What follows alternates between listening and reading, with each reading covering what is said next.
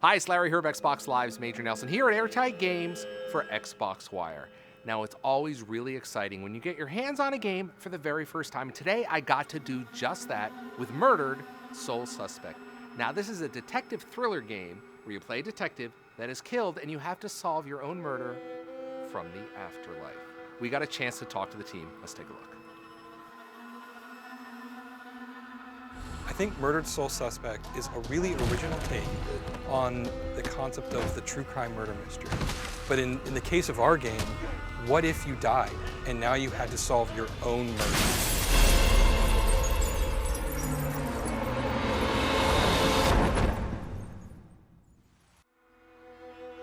In the process of figuring out who killed you and why they killed you, you sink deeper and deeper into a mystery story. You take the role of one of Salem's best detectives who ever worked in the department.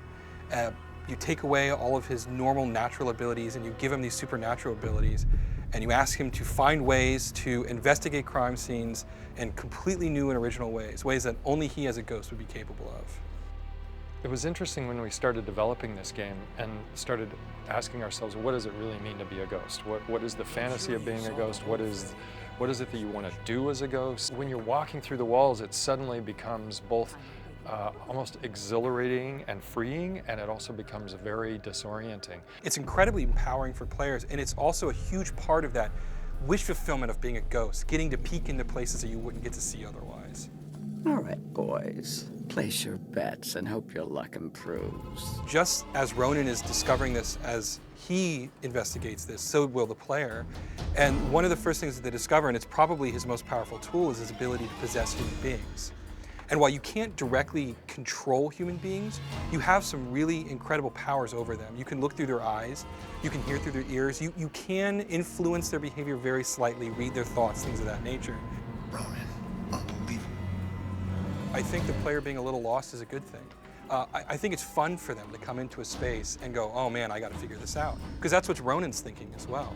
If the player comes into the space and goes, oh, I already know all of this, then it's about going through the motions. But if you ask them to make some decisions, force them to do some lateral thinking, that aha moment, once they figure it out, it becomes that much more gratifying. A lot of our prototyping was around how do you make it interesting for the player to do an investigation and come to those conclusions themselves, as opposed to just handing them the exact answer when you manage to gather 4 different things that you needed. We have a mechanic in the game where you have to take complex thoughts and you have to organize them in a way that'll make sense to the character Ronan. Great example would be you need someone to think about something, or you need someone to move in a particular way, but you can't directly say, hey, move this. You have to basically put a thought into their head. So a witness in one of the crime scenes, she's too distraught to articulate what she saw to a police officer.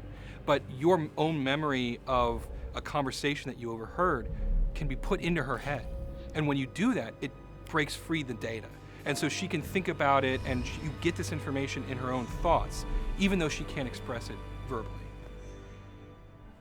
When we were brainstorming locations for the game, we first looked for places that had really deep supernatural history and lore behind them. And very quickly we realized that Salem's history worked perfectly for this particular story. And if the player takes the initiative, they're going to learn a lot about this really rich world that we've created. There's all kinds of different collectibles. There's simple things like just finding a plaque on a wall. There's more complex things where you have to piece together fragments of a memory to get a total ghost story. And there's actually full-on side quests, which are independent investigations that don't help Ronan solve his own mystery, but will help other ghosts move on. If a ghost or a specter has unfinished business, they become isolated in this location. And until they can discover what their unfinished business is and come to terms with that, they can't move on. And that's where the ghosts come from. Any spirit you find lingering in the dust is there because they don't know how to resolve their unfinished business. And as I mentioned before, if you're there too long, you become one of these demons.